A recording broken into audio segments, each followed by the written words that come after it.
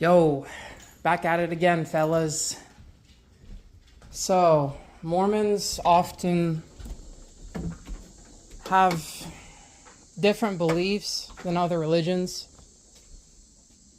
and it can sometimes feel like it's stale, like it's going nowhere. And what happens when you don't wake up with joy in the morning, when you're faced with the same adversity you were last year? Who are you then? Who are you in God's eyes? When you don't see the miracle happening in your life, yet you keep on existing, who are you in those situations? Oftentimes you rely on substances, you rely on video games, we rely on all these things to help us cope with life, but we never rely on God's will, never rely on God's example. Who are you in God's eyes when you've done everything you could and it doesn't work out? Who are you then?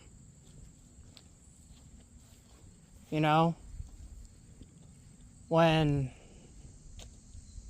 things just never change in your life and you're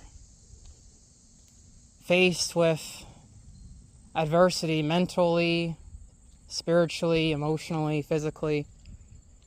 Your legs hurt. You feel like you got no energy left. And you're working independently by yourself. And the only person I can rely on is myself and God.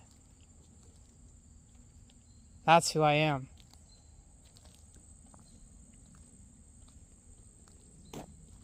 Who are you then when you don't go to church on time? When you've been baptized?